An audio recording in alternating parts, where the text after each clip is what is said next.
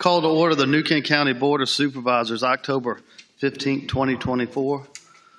Meeting to order. Reverend Hathaway, would you lead us in the invocation and pledge, please?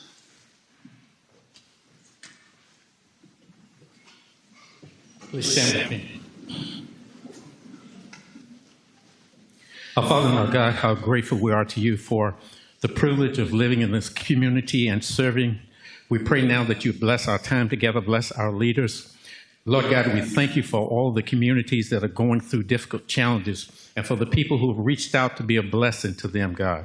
And we pray that you would continue to make us a greater blessing as we seek to serve you. Bless us tonight, that you get the glory and honor and praise out of it, is our prayer. In Christ's name, amen. Please join me in the Pledge of Allegiance. I pledge allegiance to the flag of the United States of America and to the republic for which it stands, one nation, under God, indivisible, with liberty and justice for all. As always, thank you, Reverend Hathaway. Ms. Watkins, will you call the roll, please? Mr. Evelyn? Here. Mr. Moyer? Here. Ms. Pearson? Here. Mr. Steers? Here. And Ms. Stewart? Here. Welcome, everyone, this evening. Welcome, everyone listening at home. Our first item this evening is the consent agenda.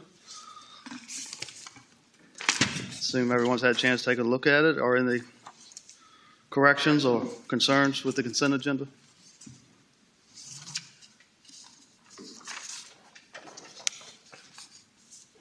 Mr. Chair, I move to approve the consent agenda as presented and that it be made part of the record. Thank you, Ms. Stewart. Any other discussion? If none, Ms. Watkins, poll the members, please. Mr. Moyer? Aye. Ms. Pearson? Aye. Mr. Steers? Aye. Ms. Stewart? Aye. And Mr. Evelyn? Aye. Next, tonight we have a very special presentation. We have our delegate here, Amanda Batten.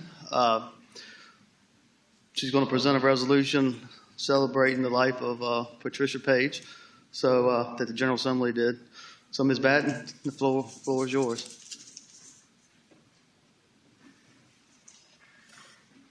Thank you, Mr. Chairman, members. I appreciate your allowing me to come here this evening and present a resolution in memorial of and celebrating the life of Patricia Paige. So one of the things that we are able to do in the General Assembly, obviously in addition to passing legislation, is to also bring forward resolutions that are commemorating individuals and important events that obviously occur throughout our Commonwealth. And so at this time, it is my privilege to be able to bring forward to you a resolution that was passed unanimously by both the House and the Senate in the Commonwealth of Virginia, commemorating and celebrating the life of your former supervisor, Patricia Paige. So I'm more than happy at this point to read that, if that is the desire of the body. That'll be fine. During the 2024 session, the legislature passed House Resolution number 199, celebrating the life of Patricia Paige. This was agreed to by the House of Delegates unanimously on March 4th of 2024. Whereas Patricia Paige, a dedicated community leader who made history as the first Black woman to serve on the New Kent County Board of Supervisors, died on November 28, 2023. And whereas after graduating from New Kent High School, Patricia Paige served the nation as a member of the United States Army Reserve for more than 2 decades. And whereas in 2015, Patricia Paige joined the New Kent Clean County Committee, then ran for and was elected to the New Kent County Board of Supervisors, she subsequently won a re-election in 2019 and 2023.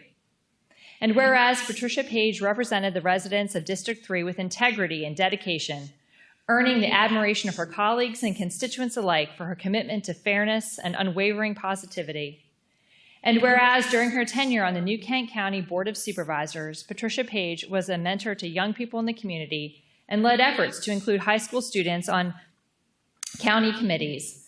And whereas Patricia Paige also oversaw initiatives to keep elderly residents better informed about scams and other dangers inherent in the use of technology, as well as provide safety measures for them. And whereas among her proudest achievements, Patricia Paige led a 9-year campaign to enhance highway infrastructure on Interstate 64, which had been the site of several traffic jams and crashes. And whereas in December of 2022, a $25 million federal aid grant was awarded to widen Interstate 64 between mile markers 205 and 215. And in November of 2023, the Commonwealth announced a $756 million project to widen a 29-mile stretch of the highway, most of which is located in New Kent County. Patricia Paige proudly attended a groundbreaking ceremony for the first phase of the project on November 13th of 2023. And whereas Patricia Paige had been vocal about her previous struggles with cancer and went above and beyond to help others as a volunteer with support groups and advocacy organizations. And whereas Patricia Paige served as an ambassador for the American Cancer Society and always took an active role in the Relay for Life New Kent West Point to provide encouragement to fellow cancer survivors and remember those who have passed with dignity and respect. And whereas Patricia Paige will now be fondly remembered and greatly missed by numerous family members, friends, and colleagues.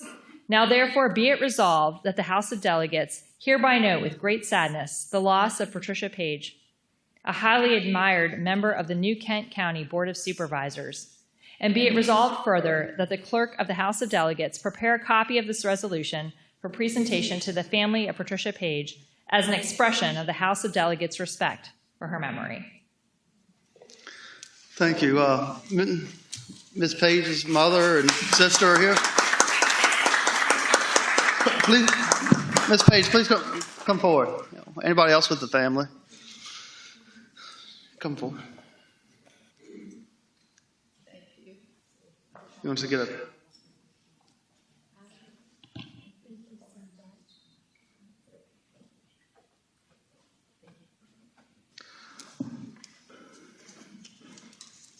Thank you very much, Delegate Batten. And please tell all your colleagues on behalf of the board, we really appreciate the resolution honoring Ms. Paige.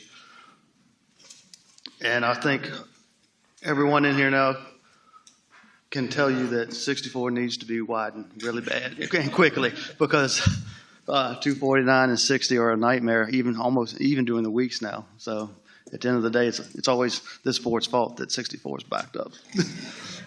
So, thank you, Delegate. And I think our local newspaper actually went out there to get his camera. So when he comes back in here, we'll stop real quick. It's okay to get your camera. Yes, Mr. Steers. Mr. Chairman, if you remember, I wore this same jacket a year ago, and Patricia Paige sat right here. And the board at that time presented her with a nice bouquet of flowers, just praising her and letting her know how much we appreciated her long battle with cancer. And it doesn't seem like it's been a year ago, but it has been. So I just wanted to add that. Thank you. Anyone else? I'd just like to say that I miss her on a daily basis, and I talk to her all the time. But she did, and so well.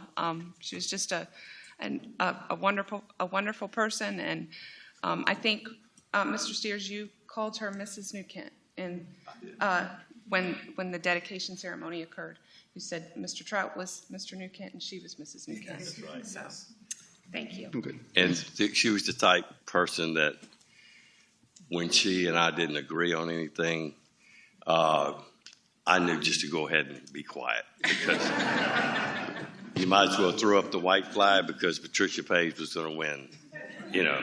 And so, but, you know, she was a great servant to the county and a great person to have on this board. And she was fair, she was equal, and that meant a lot to our community. Thank you. I think he's back. Ms. Paige, could you all come up for a quick photo?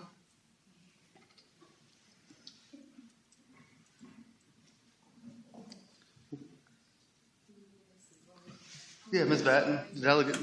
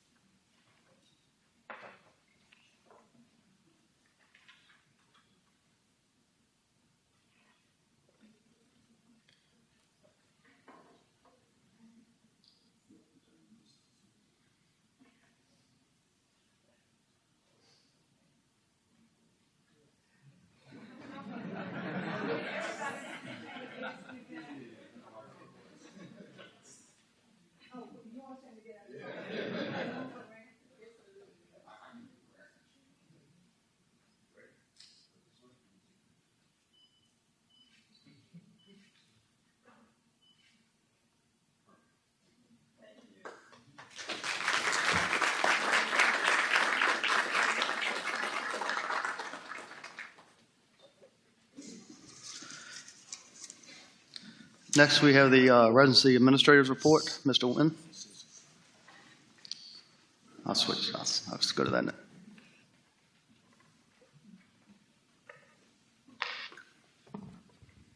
Mr. Chairman, members of the board, Marshall Wynn with VDOT. This past month, we had 66 work orders completed, 90. We didn't have any call-outs this past month. Been doing normal maintenance activities, pothole and asphalt repairs, ditching and shoulder repairs, pipe cleaning and repairs to pipes throughout the county, tree and brush cleanup. Second cycle of secondary mow is underway. Got about 80% of that done now. And plan on doing the last cycle of primary mow starting on the 1st of November. That'll complete this year's cycle of mowing. Do want to bring to your attention that Helene, when she came through, although we didn't get any damage around here, we deployed a team to Bristol a little over 2 weeks ago. They just came back Saturday, and we deployed a second crew Sunday to Bristol to help them out with all the roads out there. So the superintendent that's with them now, he called today and said it's snowing up there. So hope we don't get any of that anytime soon. Other than that, I don't have anything else, not unless y'all have some questions. Mr. Moyer? No, I have nothing. The meeting this past week, Mr. Frazier answered a lot of questions in that. And thank you, and tell those people thank you for going out there and helping out. Okay. That's a big deal. And I have friends that came this weekend to our place, and they told some heroic stories of people helping out. Yes. And it's pretty good that you guys were there too. Thank you. Yep. Ms. Pearson? Hi, Mr. Wynn. I just want to thank you for your prompt email back to me today about the 106 exits onto I-64 and the issues with trucks going the wrong way. Yes. And it looks like you guys are going to do some great signage and hopefully mitigate that issue. So I really, really appreciate that. I was wondering if you could give me an update on Clark Road. And I know we talked about that in a meeting that we had with Mr. Hathaway a couple months ago. And the drainage, was that taken care of on that road? That's going to be the rural rustic next year. Okay, it's coming next year then? Yes. Okay. I thought maybe the drainage was going to get done this year and then the rest of it next year. But We'll try to do as much as we can before we do the rural rustic itself. okay, Okay? great. Thank you. All right. Mrs. Steers? Yes, Mr. Wynn, I appreciate you being here tonight. At the Transportation Safety Commission meeting, they said that the red light, traffic light at Market's Place should be ready to operate by end of November. Is that November 19th is the date. November the 19th. Anything beyond that, there'll be some mitigating circumstances for the contractor to the tune of probably $600 a day if they don't get it done. Right. So. All right. So November the 19th, though. Yes. Okay. That's it. Thank you. Okay. Ms. Stewart? Thank you, Mr. Chair. Mr. Wynn, I've gotten a lot of feedback about the rumble strips on Farmers Drive. So for those that like it, thank you. And for those that don't, thank you. And do you know in your recollection if a speed study has been done on Rockahawk anytime in the last? I can look it up. Okay. I can look it up, get back with you. Okay, that'd be perfect. Thank you. Okay. And that's all I have. Just thank you for your hard work. I appreciate it. All right, thank you. Well, I spoke to you about Sherwood Drive at our last meeting. I didn't know if you had any update on that, lowering the speed limit or. I mean, it's 35 out there, so I kind of doubt it'll be any reduction in speed. Okay. So, Would that be up to Mr. Frazier? yeah, we're looking into it, but I doubt Okay. it'll change at all. Yeah, I think you've looked at it one time before. Correct, yeah. Yeah, years ago. I just had some of the residents out there asking about it, so All right. And then there's a petition going around in Greenwood Estates in my district about putting speed bumps in on VDOT roads.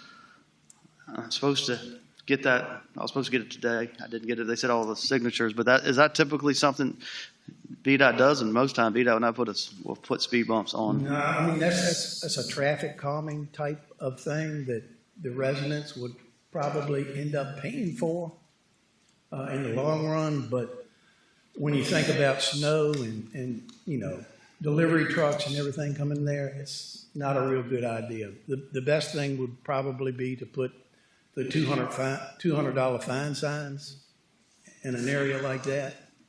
That's easier to do, and the county would have to request that, and we'd go through the process. Okay. I do think, I'll get with Mr. Hathaway and the sheriff and try to get the signs and stuff up, maybe do a little, I think you get the sheriff to do some enforcement in that area. They're concerned about speeding and kids. Right. And lastly, Hopewell Road, when you get a chance, could you go out there and take a look at that? I've had a few complaints about that, potholes again. Okay. Pothole.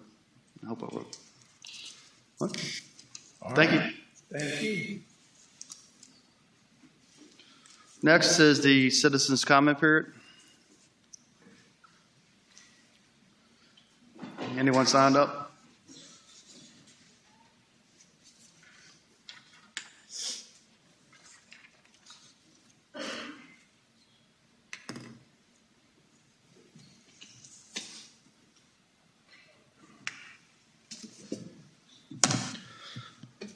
We have one person signed up this evening. When I call your name, please come up, state your name for the record and your address, and you will be given 3 minutes to speak. Mr. William Smith.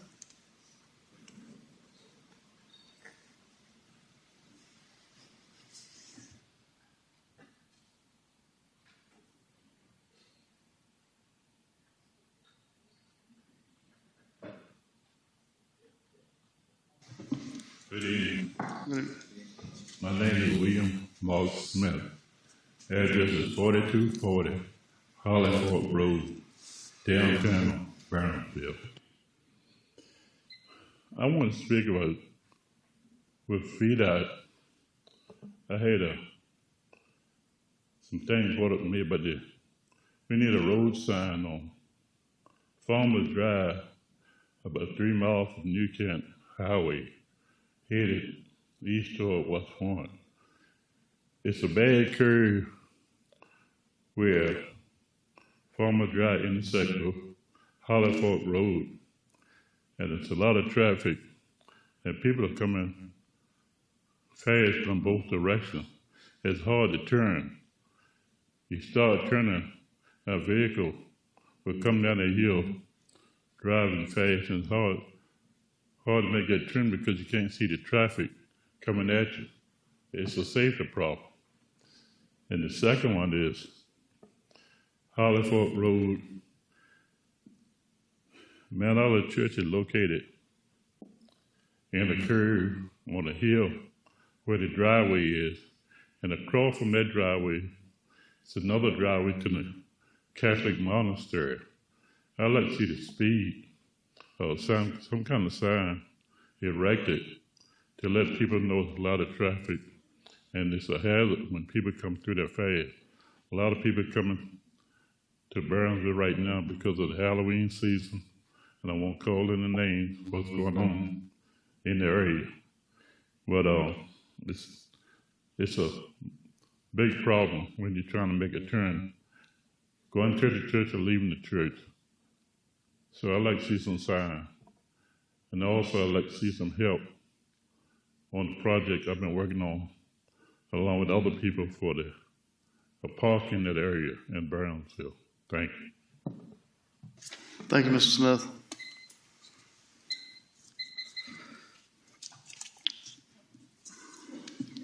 Tonight we have 2 presentations. First one is a proclamation recognizing October 7th through 12th, 2024 as National 4-H Week in New Kent County. We have our extension agent, 4-H Youth Development Unit Coordinator, James Mason Jr., and Ms. Stewart. Yeah.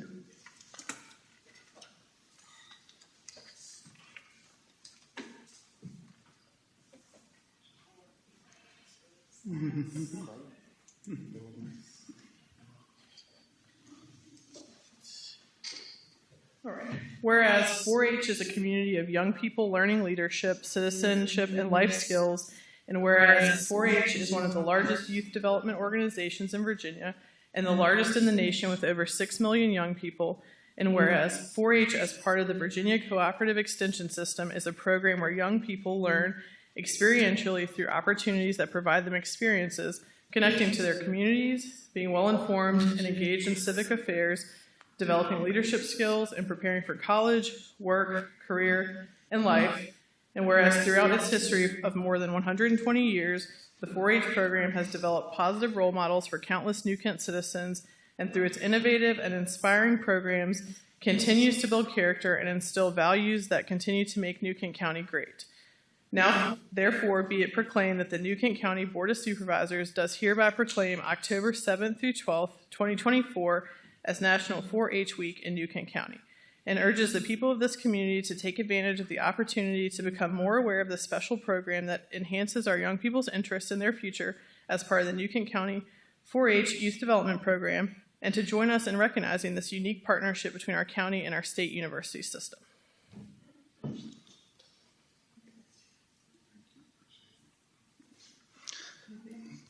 Well, thank you, Ms. Pearson. Do you have anything you'd like to add? Yes. I mean, Ms. Stewart, I'm sorry. Good evening, Chairman, members of the Board of Supervisors, and everyone present today.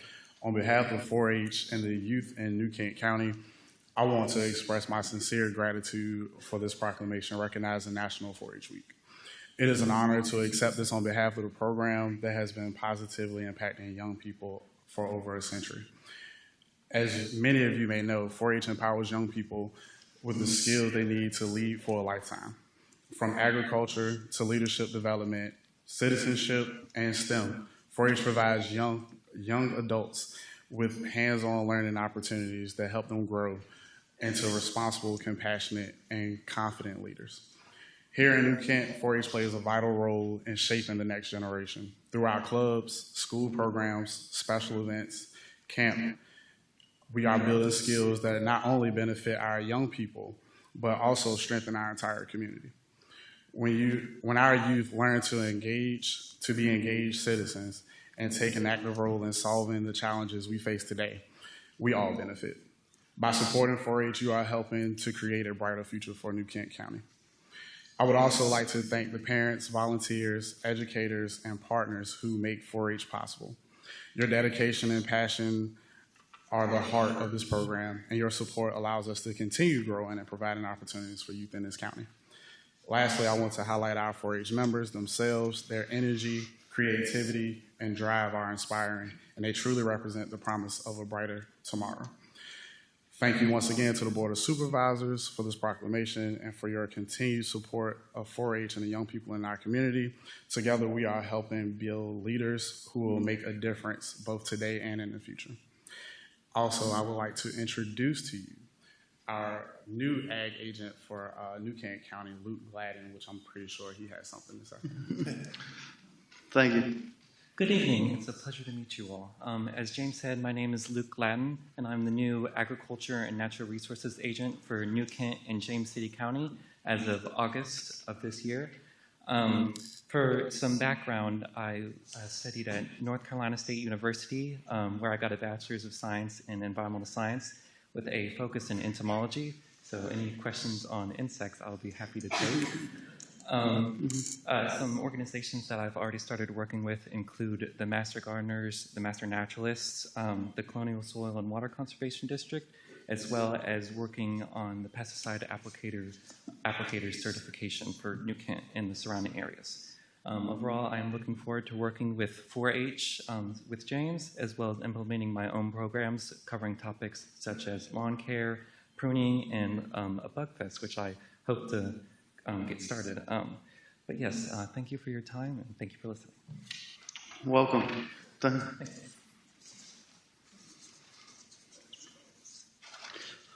Our next presentation is Thrive Virginia Community Action Agency update and the presentation of proclamation recognizing October 2024 as Domestic Violence Awareness Month in New Kent County. Ms. Pearson?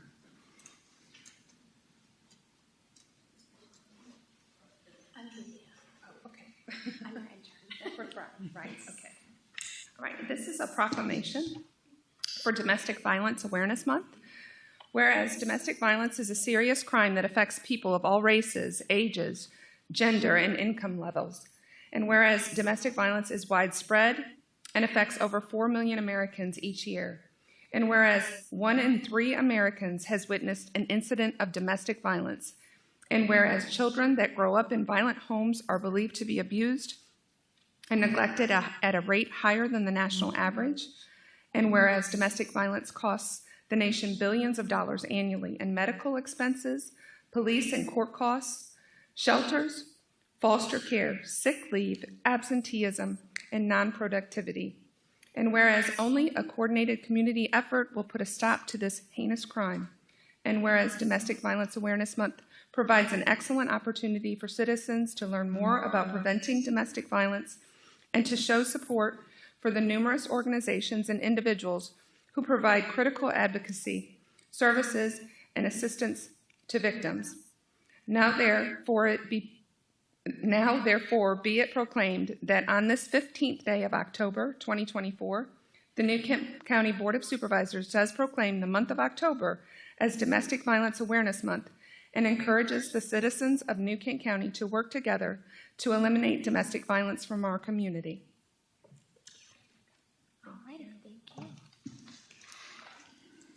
Thank you, Ms. Pearson. Good evening, members of the board. Thank you for delivering the proclamation and thank you for your support of Thrive Virginia. My name is Julia Stoddard and I am here to speak about the work that Thrive Virginia is doing in New Kent County. Thrive Virginia is a community action agency that is dedicated to fighting poverty and in turn works to support survivors of domestic violence. 1 in 3 women and 1 in 4 men have experienced some form of physical violence by an intimate partner. Nearly 20 people per minute are physically abused by an intimate partner in the United States. Over a year, this adds up to more than 10 million people. On a typical day, more than 20,000 phone calls are placed to domestic violence hotlines nationwide. In the fiscal year of 2024, 38 individuals within New Kent County received services from Thrive Virginia. Of these individuals, 15 were children. Of these adult individuals, 22 were victims of domestic violence and 8 were victims of sexual violence. Of the 15 children, 7 were victims of domestic violence or abuse, and 6 were victims of sexual violence or abuse. Of these individuals, 13 experienced adverse mental health issues, 11 missed time from work or school, 10 were concerned about their overall safety, 13 were concerned about the stability of their family, 8 were concerned about meeting basic financial needs, and 4 considered suicide. Intimate partner violence makes up 15% of all violent crime. The presence of a gun in a domestic violence situation increases the risk of homicide by 500%. If an individual has reported being strangled by their intimate partner, they are 10 times more likely to be killed by them. Of the 38 individuals who received services in New Kent, 9 experienced stalking, 5 had a firearm threatened or used against them, 9 had their breathing obstructed, and 6 had their children hurt or threatened. From these numbers, it is apparent that we are not reaching enough people within the community. We want to raise awareness so that those experiencing domestic violence know where they can turn to get help when they need it. This is why we are spreading awareness about domestic violence in October. During the month of October, Thrive Virginia is hosting a variety of events to engage with the community. Thrive is promoting Domestic Violence Awareness Month by placing posters around the community, and Thrive Virginia will be passing out mini purple pumpkins, as purple is the symbolic color for raising awareness for domestic violence. We encourage community members to place them outside their homes to help spread awareness of domestic violence. Thrive Virginia will be at Charles City Department of Social Services on October 25th between 9 and 5 p.m. to pass out the purple pumpkins and spread awareness about domestic violence and learn more about the services Thrive Virginia provides. Thank you for your time and attention. Thank you very much. Thank you for all you all do for our community. All right, it's after 6:30. We have 4 public hearings this evening. First public hearing this evening is ordinance approving the issuance of revenue bonds by the Farms and New Kent Community Development Authority, O-15-24. Brendan Staley. Good evening, members of the board, Chairman. It's nice to see you all again. You may recall that we were here for the work session in August, and this is a follow-up to the discussion that was had there. So tonight before you is an ordinance that approves the issuance of 3 series of bonds by the Community Development Authority. And those would be 2 series of refunding bonds and 1 series of new money bonds to fund additional public infrastructure within the Community Development Authority District. The public hearing is necessitated by the ordinance that's being considered by the board this evening. After you open the hearing, if you have no comments, we would then ask that you consider the ordinance and approve it. Then it would be it would rather allow the CDA to then entertain adoption of an issuance of the bond, or adoption of a resolution approving the issuance of the bonds later this month. There are members of your legal team, Dan Siegel, proposed bond counsel to the CDA, Brendan Sealy with Hunt Andrews Kurth, and I see also Ted Cole with Davenport, the county's financial advisor, should y'all have any questions. And there are also members of Preston Hollow here. But that's the context for the public hearing and for the proposed ordinance, but we're happy to answer any questions you may have. All right, thank you. Do we have any questions? All right, I'll open the public hearing first, and I'm sure we're going to have some questions for you. All right, I'll open the public hearing. Anyone signed up?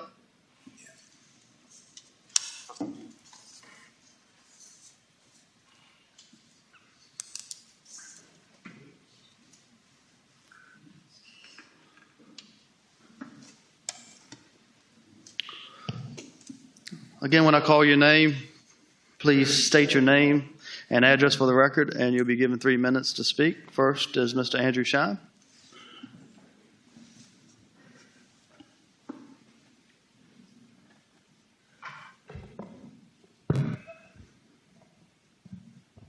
Don't touch it.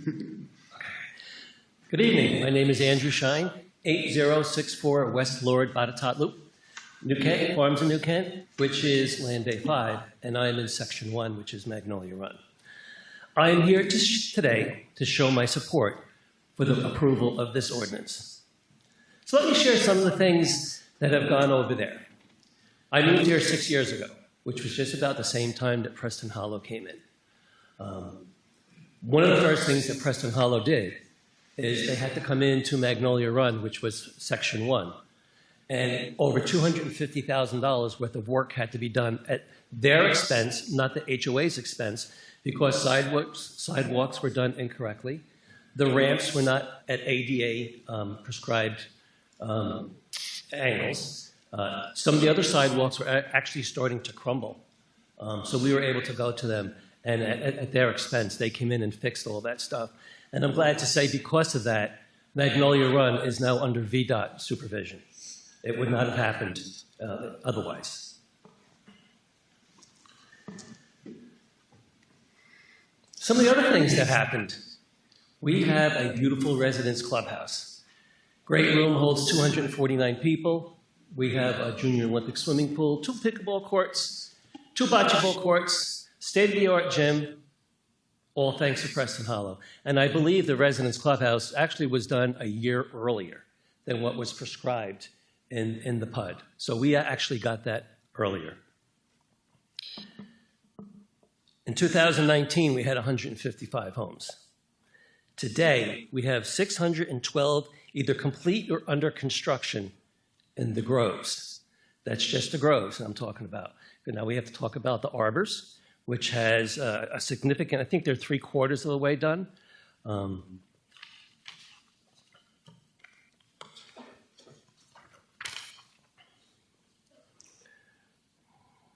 Yeah, the Arbors has about 358 complete or under construction, currently approved 495. So they're well underway in the 6 years that Preston Hollow have been here, taking care of all these things. Now, what to look forward to? I am excited that the possibility of a community garden is going to come to the groves of New Kent. I've been working on this since 2021 with David Guy. It's going to be a showpiece. It's a place where we're going to have raised beds for the people to come and make their own little garden. Again, thank you, Preston Hollow, if this gets done. A couple other things happening. Proposed walking trails. I think we're all in agreement with that. And a possible picnic area to the left side of the residence clubhouse. Doggy park. We've been asking for a doggy park for a while. Well, it looks like we may get a doggy park over that. We have to find the right spot for it. And the last part I'm going to say, Land Bay 3, surprise. Come on, let's go. Let's get excited about it. Thank you. Thank you, Ms. Shine.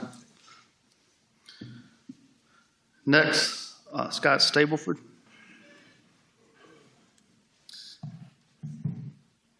Good evening. My name is Scott Stableford, and I live at the Groves at 7494 Southamptonshire Way. I'm speaking tonight on behalf of the Community Strategy Council and my fellow members, Randy Allen, Bill Dinsmore, Ken Dixon, Mark Ellis, and Nancy Nolan. Our committee charter is dedicated to monitoring the development in the Groves and in the Arbors, which currently have over 850 residential units and roughly 1,000 units planned in the future. The CSC would like to thank the board and its related agencies for all their hard work and due diligence in the bond refinancing issue. In particular, we would like the CSC would like to extend their appreciation to Supervisor District 3 Supervisor Amy Pearson and Rodney Hathaway, County Administrator, for meeting with us, as well as always being there for us and the residents to answer any questions regarding this bond refinancing issue. Their dedication to the residents of the Arbors and the Groves exemplifies the type of dedication that this board has always promised to the citizens of New Kent County. So, again, thank you for being there for us. The CSC would also like to express our gratitude to the Kent Farms Holding Company for all the work they have done for the residents of the Arbors and the Groves, including, as of today, about $1.7 million in proffers. The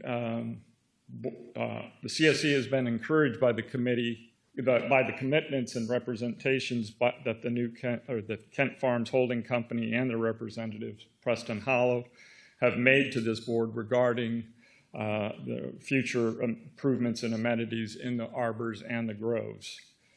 It is the CSC's position that prior to implementation of amenities such as the walking trails, dog park, and community garden, that Kent Farms Holding Company and/or their representatives should equally be committed to an open dialogue and input from the residents of the Arbors and the Groves regarding the promised improvements and amenities.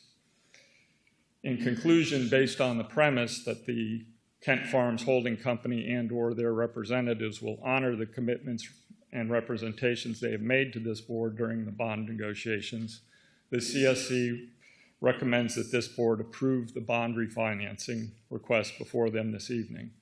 Should the board approve the bond refinancing, the CSC looks forward to working with Kent Farms Holding Company and/or their representatives, as well as the New Kent County government itself, in helping the Groves and the Arbors become two of the most premier communities within the county. Thank you. Thank you. Next is Cheyenne Hawkins. Good evening. My name is Cheyenne Hawkins, and I live at 7020 Pine Fork Road. As a resident and taxpayer of our community, I feel the need to express my support for Amy M. Pearson as our District 3 Supervisor. In a time when transparency and accountability in government are paramount, Amy stands as a dedicated leader who consistently prioritizes providing top-tier services at the lowest possible cost to taxpayers. Over the past few weeks, I have taken the opportunity to closely observe and evaluate the candidates in the upcoming election. While her opponent may present his platform, Amy's approach is refreshingly honest, pragmatic, and rooted in genuine concern for our community's needs. Her willingness to engage with residents, listen to our questions, and address our concerns demonstrates her commitment to ensuring that our government reflects the voices of those that it serves. With our community experiencing such rapid growth, the decisions made today will have lasting impacts for years to come. Amy possesses the wisdom and insight necessary to navigate these challenges effectively, and I firmly believe that she is the right choice to continue leading our District 3 office. I wholeheartedly encourage my fellow residents to rally behind Amy. Her leadership will foster an atmosphere of openness and accountability. Let us support a candidate who embodies the values of our community. Thank you for your time. Thank you. That was the last person signed up, so I will close the public hearing now. Now I'll open up to board members. Any questions? Preston Hollow or Ken Holmes?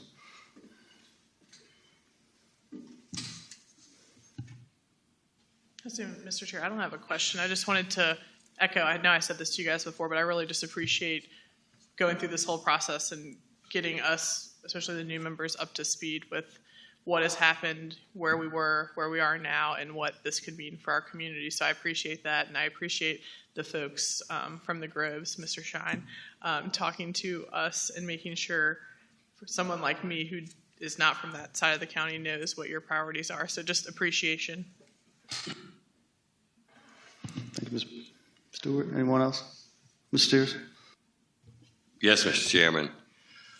I don't think you guys need to hear where I stand because I've stood right where I've stood every time you guys have been here. I am proud of the development out there. I have always fully supported it. I felt like no matter what you were trying to do financially, as long as the county had zero liability, that was up to you guys to work it out. And I'm just here to tell you I still fully support you.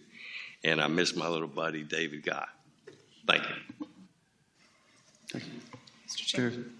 I would just like to thank you all for meeting with me and taking me under your wing and showing me the way. And it's been a joy to work with the residents of the Groves as well as the Arbors. I did want to, not everybody's probably read the board packet, but there are many things in here that will benefit that area of the county. Our farmers, a lot of people are interested in the farmers market facility, and that is going to temporarily be moved to an area near the visitor center. But we think it's probably going to stay where it's at for the next season, at least. And then it will move, and then it will move there temporarily, and then it will move permanently into the area of the Arbors and be a state-of-the-art farmers market facility. The other thing I just wanted to ask all of you, if you can commit to me tonight, that this cost for the amenities that are in here will come from the bond financing and not be passed on to the residents of the Groves and the Arbors.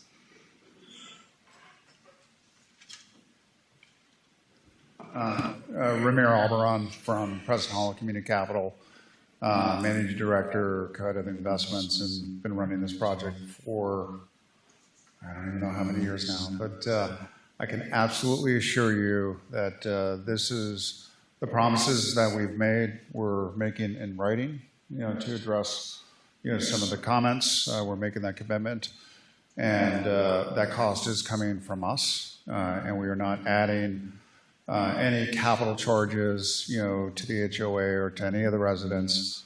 This comes at no cost to the county.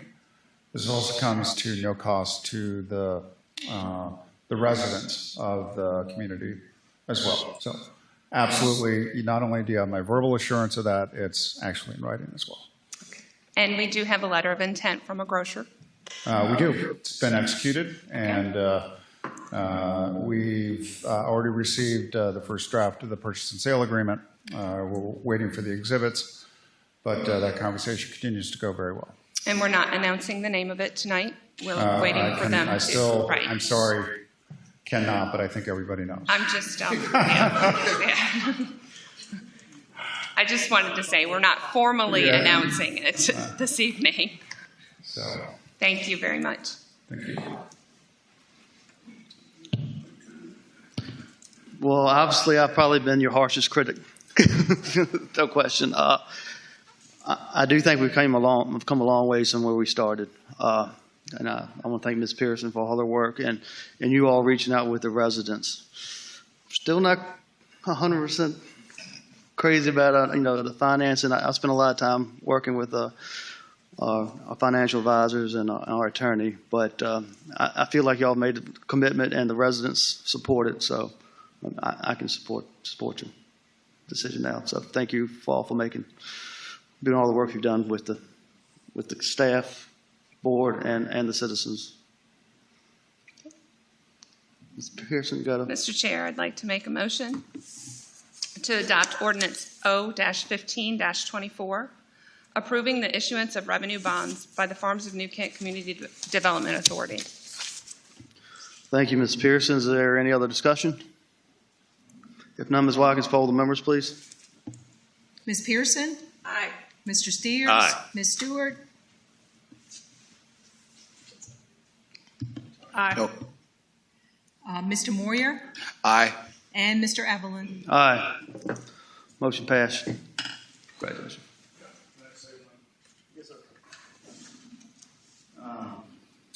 First of all, I wanted to, thank the board. It's been a pleasure getting to meet all of the new board members. We very much appreciate our relationship with the county, and we're very, very excited about the continued growth over at the Farms in New Kent. It has become an example now, I think, not only in the Richmond area, but I think in the state of Virginia. And you guys should all be proud of the work that you all have done. So I wanted to, express my thanks to the board, to the staff, to the, to the advisors as well. But I also wanted to make a personal statement as well about Supervisor Paige.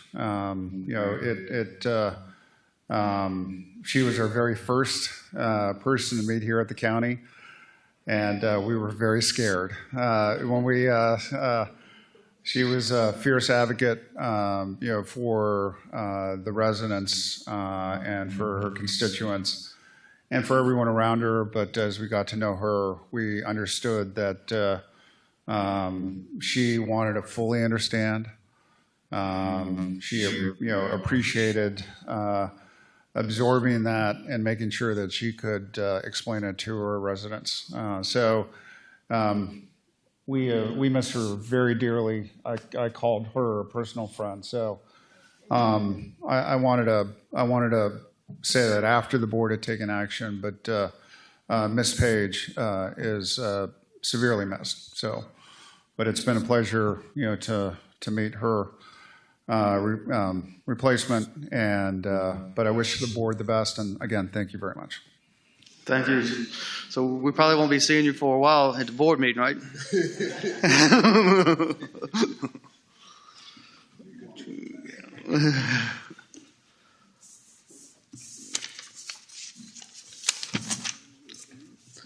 Next public hearing this evening is CUP-03-24, Resolution R-27-24. Jack Reimer, on behalf of PFJ Southeast LLC and Pilot Travel Centers, has requested a conditional use permit to renew the approval of their truck stop use located on approximately 6.84 acres at 6721 Emmaus Church Road. Community Development Director, Josh. Thank you, Mr. Chairman, members of the board. As you just stated, before you tonight is Resolution R-27-24 for consideration. Jack Reimer, who is here tonight, on behalf of PFJ Southeast LLC and Pilot Travel Centers, has requested a conditional use permit to renew the approval of their truck stop use located on approximately 6.84 acres at 6721 Emmaus Church Road. The proposed conditions are included in the memo and staff report that were provided to you. I do want to bring to your attention condition number 13, as it's slightly different. It states that this CUP will run with the land until the existing use ceases for a period of 1 year. Previously, the conditional use permits had an expiration date. The reason that we did this or are proposing this is one, staff time and time before you guys, but also Pilot has been around for a number of years. There's an established business in the community. And any future expansions would have to follow the plan of development process and would be reviewed by various agencies, including VDOT from a traffic management perspective. The Planning Commission voted to forward a favorable recommendation to the board at their September 16th, 2024 meeting. I'm available for any questions. Jack, if you have anything to say or anything to add. If you have anything you want to add? Jack Reimer, 5508 Wellness Drive, Knoxville, Tennessee. Really just here if there are any questions. do want to just comment, it's great to see such involvement from the community and aspects that impact them. But any questions, more than happy to walk through anything from a site perspective. Thanks for being here. We might have some after the public hearing. I'll open a public hearing. Anyone signed up?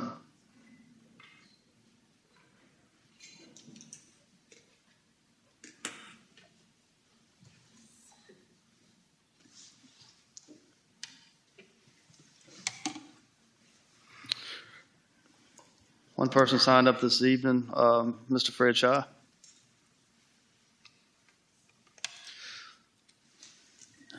Hello, everyone, again. Hello.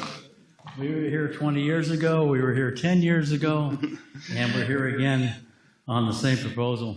Could you state your name and address for the record, please, Mr. Shaw, Dr. Shaw?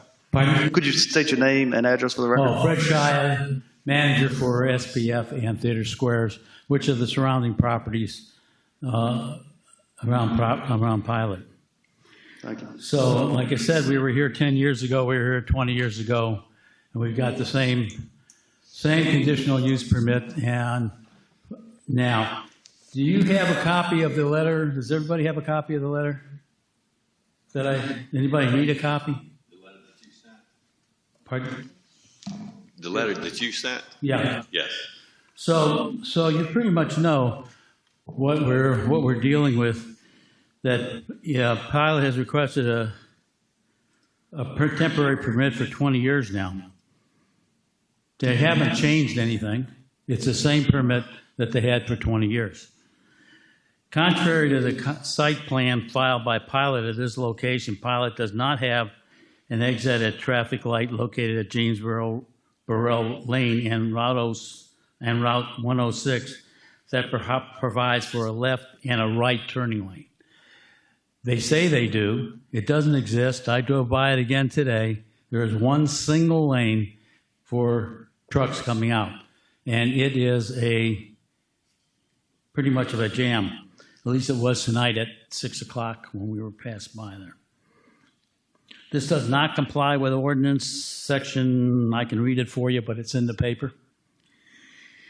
They're located on a site that is one half the site that is approved by the county. It's supposed to be 15 acres. And you can tell from the Love site across the way, the comparison of the Love site to the Pilot site, the difference that extra acres make in the condition of the property and the way it visually appears. Also, point 4, they did not comply with section 98.874, traffic study. They have not complied with section 98748, a safety study.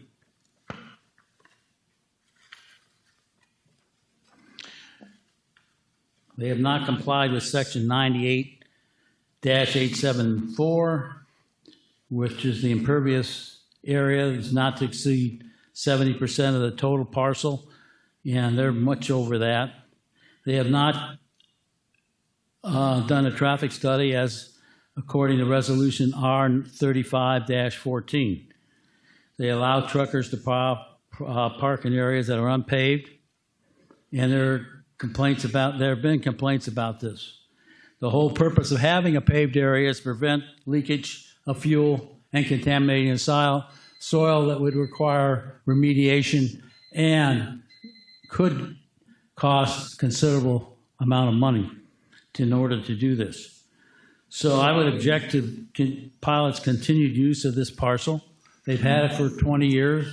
They have not, in addition, they were... I'll give you, your time's up, Dr. Shaw. I'll give you 15 seconds. They were supposed to use the last 10 years to find a new site. That was the deal that they made, well, not a deal that they made, but what they stipulated. And we have not seen anything that suggests that they're looking for a new site. Thank you. Thank you, Dr. Shaw.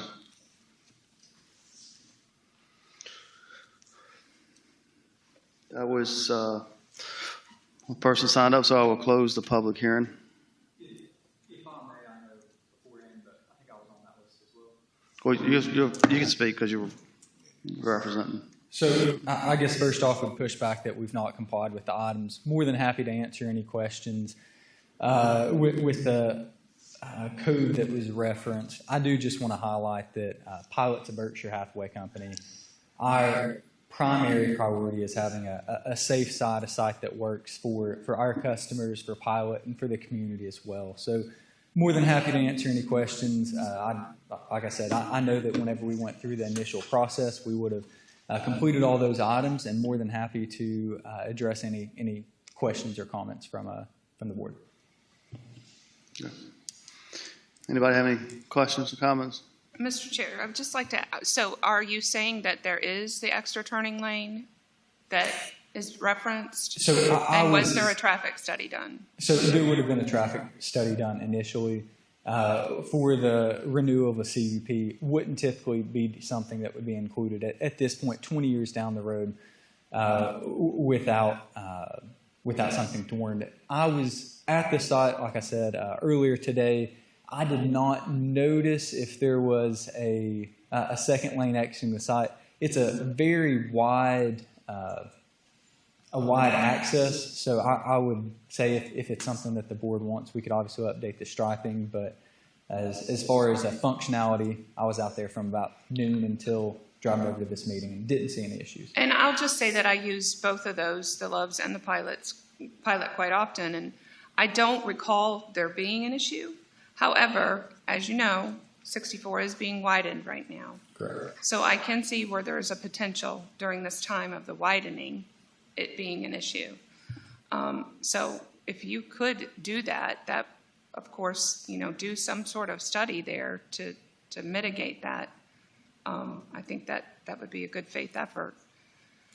We could definitely look in particular to the striping and making sure that what was approved by the board initially is what's in place now, and that's not been something that's been tweaked.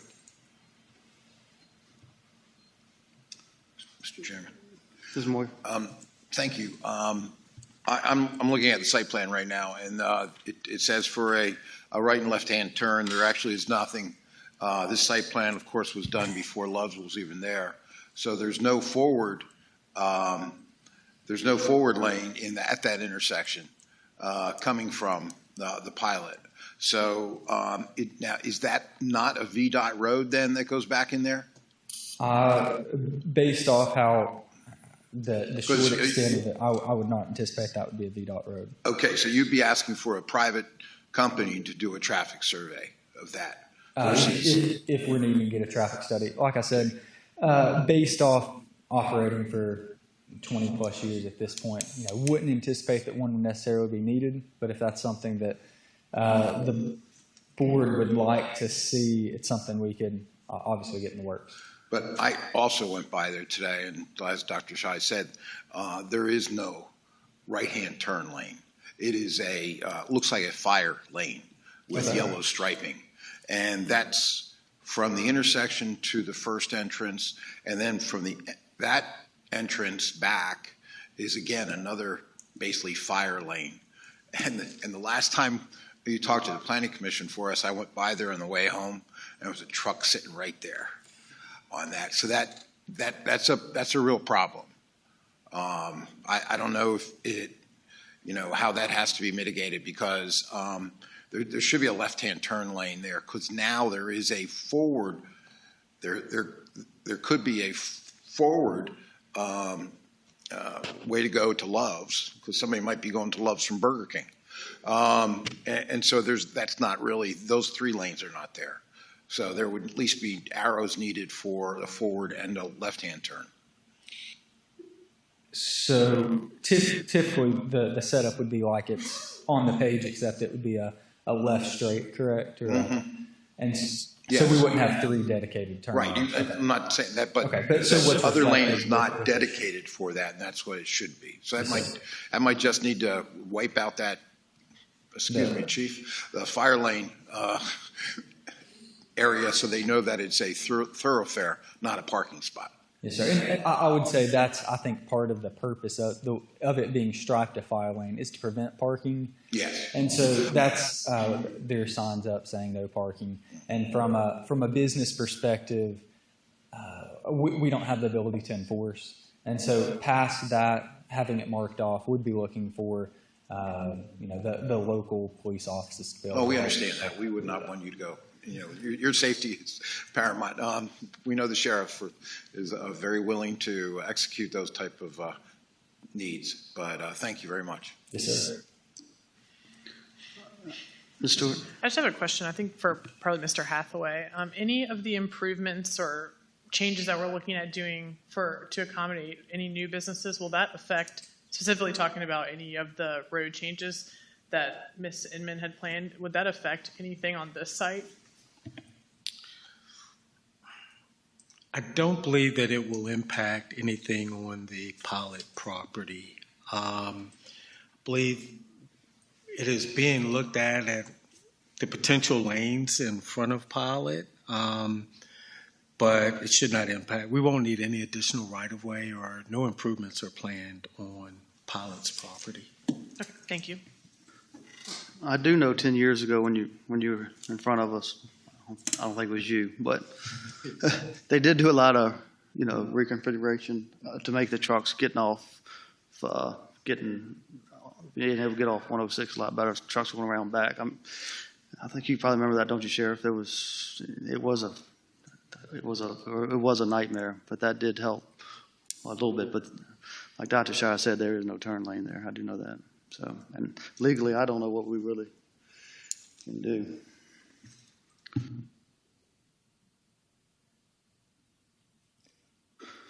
Anyone else? Mr. Chairman, I hate to go against Dr. Shire because he's my ENT, and I'm afraid the next time I go in there, he'll blow my eardrums out. But if we did not renew the CUP and Pilot was forced to move, that would leave an empty building. What do you think would go in that building? Another truck stop? I mean, I'm just trying to use some common sense, Right, exactly. And I go over there quite often, but I usually go to Love's, not to Pilot, just to let you know. But they, but both of them are great businesses. Both of them pay a lot of taxes to this county. I remember years ago, I was told that Pilot never missed a date, not one day, on paying their taxes to the county and stuff like that. But my question is, just using some common sense, if you were forced to move, what would happen to that building? What would go in that building? I think it either becomes abandoned, or likely another truck stop comes in and you're exactly where you were before. Well, I don't think replacing a truck stop with a truck stop is going to solve any problems. I have a bigger problem with when you guys did come in. I don't know so much when you did, but when Love's did, and Mr. Evelyn and I voted on it, they promised the cheapest gas in New Kent County. And I can tell you, that's not true. You can go to Providence Forge and buy gasoline 10 cents a gallon cheaper than your place. Of course, I know you don't probably set. I do not set the prices, but Right. I do know if you're a member of our fuel rewards, yeah, I think it's 5 cents off, but that helps close the gap a little Yeah. bit. But anyway, that was my comments. Thank you. And excuse me, I'm sorry. I would just like to note, too, that even though this entranceway is private, because it is an entrance to a public road, it is required to be approved and permitted by VDOT under their land use permit process. And this entrance has received a land use permit, and it is approved by VDOT. So in any change to the entrance would also have to go through that approval process too. So I just want to note that VDOT has approved the current entrance. And that being said, if the request is to update it to have the two individual lanes there, we definitely look to go back through that process with VDOT to get that updated. Mr. Chair, I have a question. Is this permanent if we vote on it tonight? It's the permanent. I mean, they don't come back again in 10 years or 5 years. This is a permanent. That is correct. That's what's being proposed. Okay, and then the other, just for us to think about, is the tax revenue that the county would lose and how we're going to make up for that. So just want to state that. And Mr. Chairman, I just want to piggyback off something that Ms. Pearson said, that the conditional use permit resolution as currently drafted would not require them to come back. You all have the authority to change that if you so wish.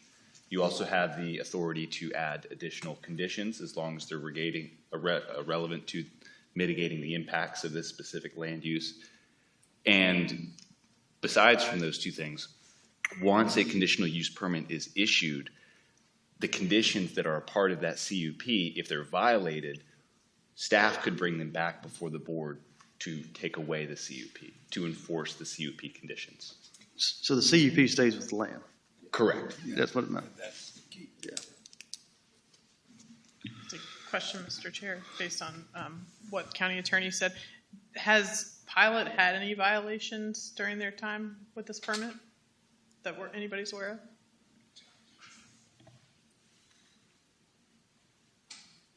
Not that we have found in the database. Obviously, we have new planning staff, so moving forward, we'll be watching and making sure that the conditions are, adhered to. And if there is an issue, then we have no issue bringing that to you guys. But again, we didn't find any past violations in the database or our permit files. Thank you. And then second question, is there anyone up here aware of any business that we have done this with before where we've granted conditional and then done a permanent conditional, or will this be setting a precedent? Actually, this conditional use permit is the only use permit that I'm aware of that has a renewal clause. Most of them are permanent and runs with the land. I do think on some of them, though, Love's has a 30-year renewal. Oh, 30 years. But sometimes we'll put a conditional use permit on them, and if they don't get a building permit within so many years, then the CUP's, 5 years, then it's nulled. Then they have to come back and renew. Let's see, thank you. And I asked those questions not to say that I do not support this. I just want to make sure I'm making an informed choice, because I think Ms. Pearson and Mr. Steers made a good point about we cannot afford to lose the tax revenue that Pilot is bringing us. So I think that kind of illuminates where I stand on it. Mr. Chairman, I can add a couple of things. I believe it was probably the last time they went through the process. We had a lot of issues with trucks parking in the fire lane. I know Mr. Moyer just mentioned that. There were some issues with the paint markings. They had faded. The signs weren't proper. Once they were notified of that, the Pilot was made aware. They came out, they restriped everything, they refreshed the signs, and to my knowledge, we have not had any issues since. We still occasionally have trucks parked there, but we also have it along Jimmy Burrell Lane in the posted area, along 106 in the posted area. And the unfortunate thing is there's just limited parking for tractor trailers. It's a nationwide shortage for trucks. So, yeah.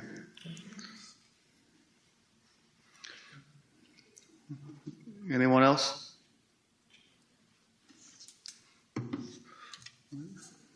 Anybody want to make a motion?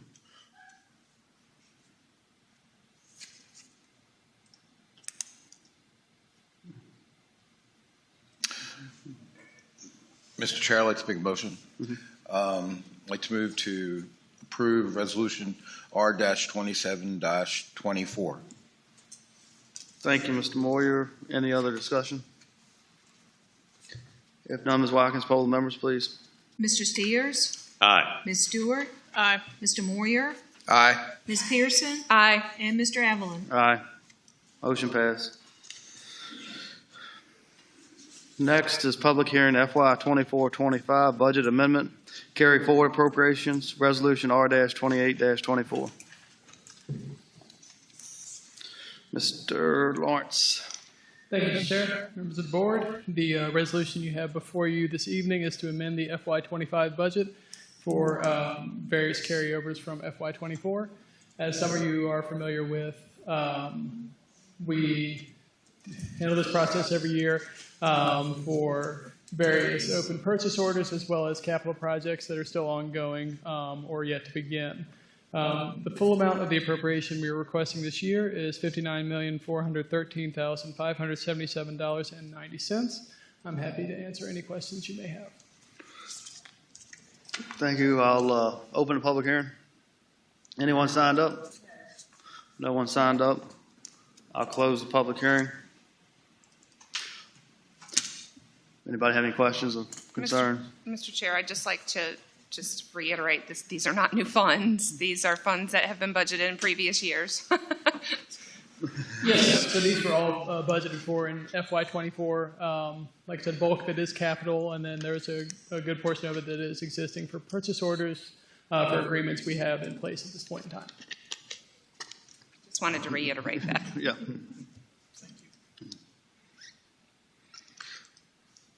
All right. If there's no discussion, I'll entertain a motion.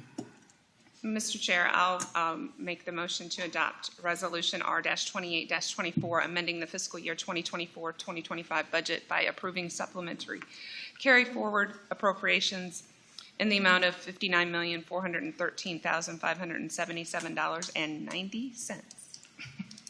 Thank you, Ms. Pearson. Ms. Watkins, would poll the members, please? Ms. Stewart? Aye. Mr. Moyer? Aye. Ms. Pearson? Aye. Mr. Steers? Aye. And Mr. Evelyn? Aye. Last public hearing this evening is the New Kent County Chamber of Commerce lease. Mr. Hathaway?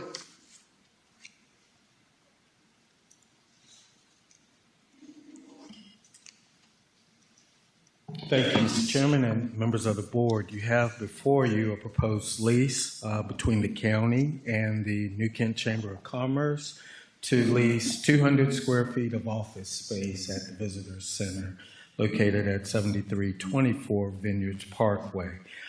This lease is a little different than previous in that our previous lease were only for 1 year, and we went through the public hearing each year.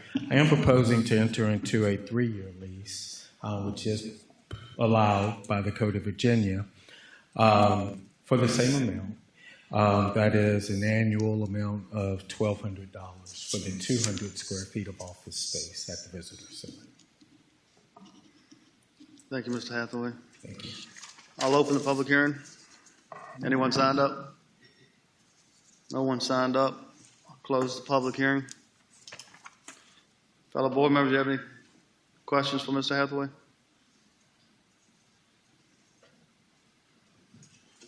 None, I'll entertain a motion. Mr. Chairman, I authorize the county administrator to execute the proposed lease agreement between New Kent County and the New Kent County Chamber of Commerce in a form approved by the county attorney to utilize office space in the New Kent Visitors and Commerce Center. Thank you, Mr. Steers. Ms. Watkins, you poll the members? Mr. Moyer? Aye. Ms. Pearson? Aye. Mr. Steers? Aye. Ms. Stewart? Aye. And Mr. Evelyn? Aye. Motion passes.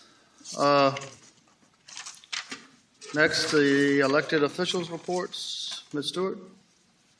Thank you, Mr. Chair.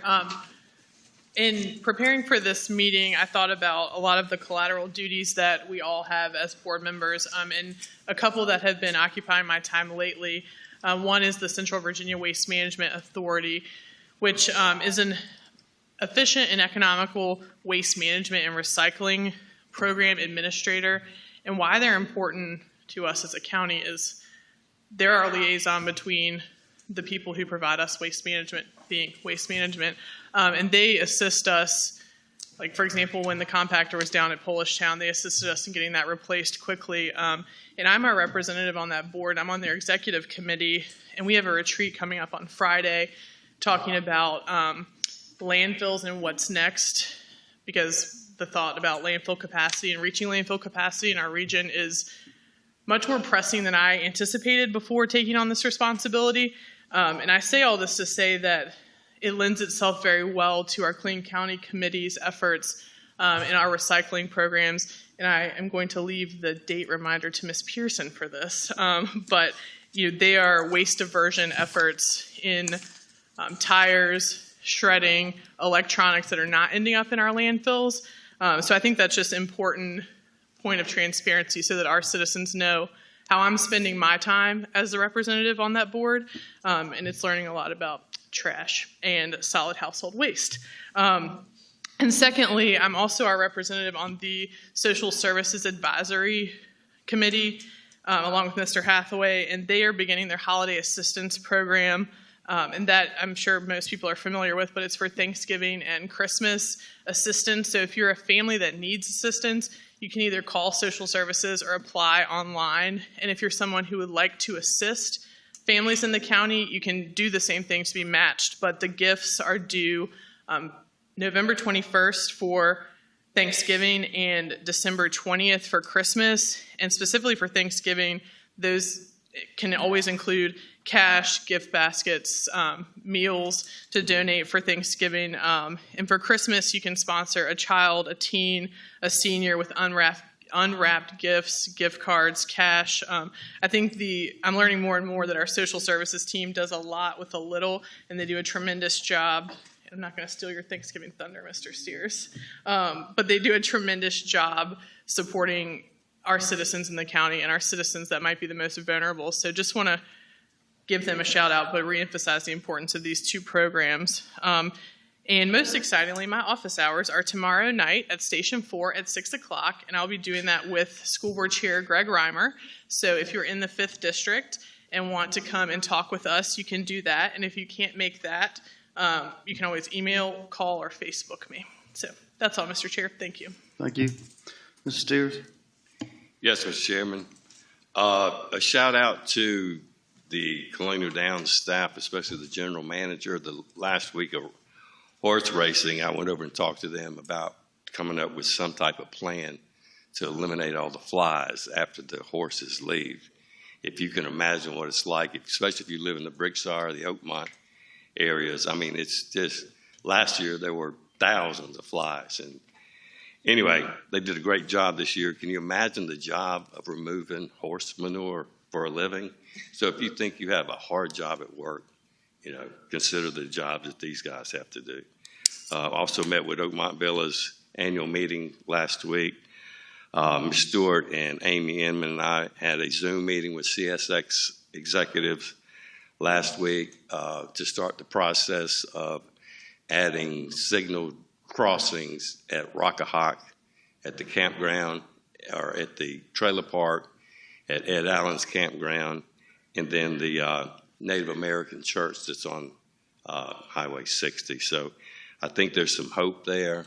The cost of a signal per signal is between $350,000 and $500,000 each.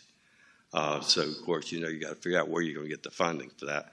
But like I told them, what kind of price do you put on a life? And we've had several citizens killed at these intersections. So just working on that. And on a good note, we'll have our 15th annual Thanksgiving feast on Thanksgiving Day again this year at the Promise Forest Recreation Center. All you can eat for 99 cents. Thank you. Thank you. Ms. Pearson? Yep, there's a lot going on in New Kent County, especially this week. So tomorrow I'm having a town hall at the Visitor Center at 6 o'clock. Same place, same time. The next night, on October 17th, there's a meet and greet for the candidates for the upcoming election. That's on Thursday, October 17th at the Visitor Center at 6 o'clock. October 18th, there's the Fall Festival at Pine Fork Park. Also, this week, the Christmas Mother interviews start for assistance for Christmas in the area. There's 3 dates for those interviews, but the first one is on October 17th in the evening. Also, on October 26th, there's the recycling event here in the parking lot. We're going to have shredding, tires, electronics. Thank you to Ms. Stewart for recommending Tech for Troops for the electronic recycling. We didn't have one this year, so that was great. And the Lions Club is going to be here for recycling hearing aids and glasses as well. Then on November 2nd is the New Kent Educational Bowl-a-thon, which is a great cause for education here in the county to raise funds. And then finally, my last thing, On November 9th, we're having the Page Road cleanup for Adopt a Highway. Once we do this second cleanup, we will be able to erect the sign in memory of the Honorable Mrs. Patricia Paige. So, thank you. That's all I have. Mr. Moyer. Thank you, Chairman. A couple things. One, in that vein of what else do we do besides just be at the meeting, I'm part of the Capital Regional Workforce and Development Authority, and one of the things we're getting together for this next week is to look at what are the needs in the area for employees, employers, and we know of one at AutoZone. They're going to be hiring up to 350 people, and 90% of those people will be needed to be a forklift operators. So if you know anybody that is in that line of work or is going to be trained in that line of work, they'll be very, very willing to talk to you. I don't know if we have 320 forklift operators that live in New Kent, but they're going to be needed there. And other things that are going on tomorrow is the Chickahominy Triad meeting. They're going to have health and wellness hoedown at Rosie's on the 4th floor from 10 o'clock to 1 o'clock, and they'll have health screenings of all kinds. And a little plug, I'll tell you, Rosie's donated the room pro bono, so another great business that's helping out the community. October 25th at 2 p.m. Will be the groundbreaking ceremonies for the animal shelter, the new animal shelter that's on Airport Road. If you've been over that way, you've seen the ground has been leveled, and they're all ready to break that ground and put a foundation in. And so that would be a very positive thing for the community, too. And last but not least, next Tuesday evening, October 22nd from 6 to 8 p.m. at the middle school will be the update on the comprehensive plan, the public meeting that will be available. It will be an open house format. There will be a little bit of a presentation, but there will be a lot of exhibits showing what that steering committee has done with the consultant. And the comprehensive plan, I do believe the steering committee has sent out postcards to everybody. I received mine in the mail today. So they are trying to get the word out to everybody because everybody's opinion is definitely needed, and we would appreciate it because once the public sees it, once that draft is approved, that's when it comes to us, and we would hope all the input that you guys have had has been already vetted into that update. So that's it for me. Thank you. Just a few things. I would like to give a shout out to Lisa Baber, who is our Chief Battalion Officer. She was appointed by the governor to the State Emergency Medical Services Advisory Board. So I'll give her congratulations. It's well deserved. She's been with the county well over 20 years. Like Ms. Pearson said, the New Kent Education Foundation Bowl-a-thon is November 2nd. If I didn't mention that tonight, I would not be allowed home. My wife is in charge of that. This is their 18th year. So they're looking for 18 gold pin sponsors. They have 13, so a gold pin sponsor is a $1,000 sponsor. But any amount would be well appreciated. You go to their website and pick your favorite team and donate a little bit of something.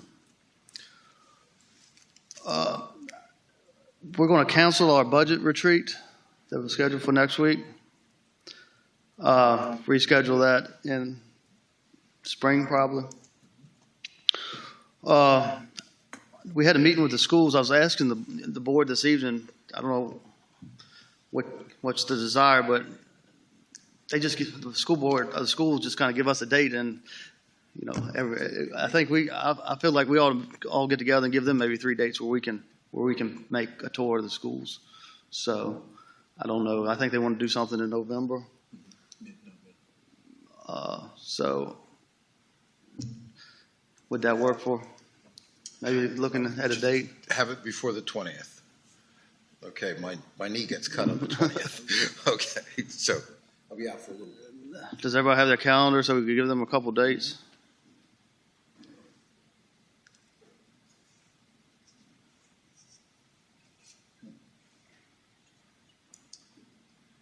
I think I have to present my agency's budget on the 14th, so let me look. 15. Mm-mm.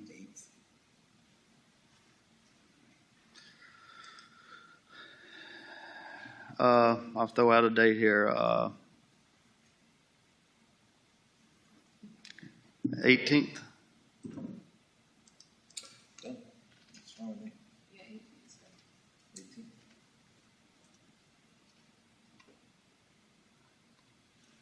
Is that good? All right. See if that would work for Dr. Nichols. Did we say if that was going to be in the morning or the afternoon, or are we just going to give them the whole day to pick from? We can give them if you prefer. If one works better for the other. No, I just want to put it on my calendar to hold. Let's give them a chance for the whole day, I guess. One of the two. They're planning commission at 6:30. The last one was scheduled 12 to 4. Yeah. That'd be fine. And Anita Wood with AutoZone reached out to me as well. She wants the board to come do a tour of AutoZone sometime. So, Mr. Hathaway, if you could get with her, maybe. I believe our economic development department is working on a tour of AutoZone and incorporating that into our December meeting. We always do a joint meeting with the EDA in December. We're trying to make arrangements to do that in December. That's the 19th of December. Yes. Joint meeting. Yes. Okay.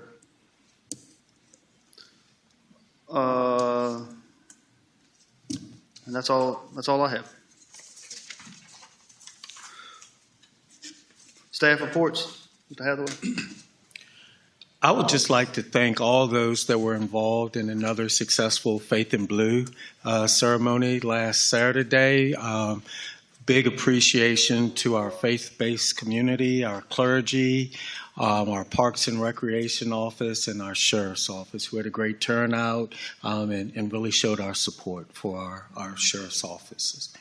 I'd also like to state and make everyone aware that Saturday, October 26th, is our last farmers market for the season. So we hope that you're able to attend. That is from 9 to 12. Thank you. Thank you. Any other staff? Any board members have any other business?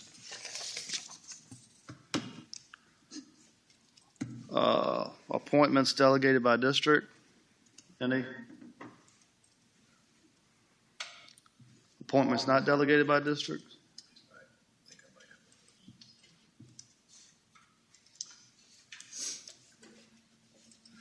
Mr. Chair, I have one. Okay. I'll get it up. Okay. I move to appoint Brendan Dombrowski as a youth member of the New Kent County Youth Community Service Committee to serve a one-year term ending December 31st, 2024. Thank you, Mr. Moyer. Any others?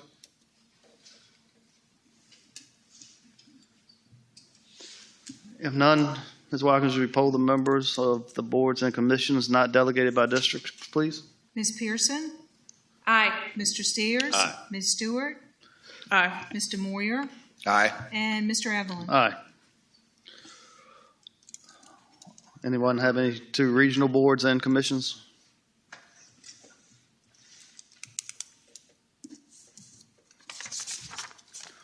All right. If nothing else, our next supervisors meeting will be held at 6 p.m. on Wednesday, November 13th, 2024. And the next work session will be held at 9 a.m. on Tuesday, October 29th, 2024, both in the boardroom of the County Administration Building. The board will also, actually will not hold a fall retreat. If nothing else, I'll entertain a motion for adjournment. So moved. Thank you, Mr. Moyer. Ms. Watkins, will you poll the members? Mr. Steers? Aye. Ms. Stewart? Aye. Mr. Moyer? Aye. Ms. Pearson? Aye. And Mr. Evelyn? Aye. Meeting adjourned.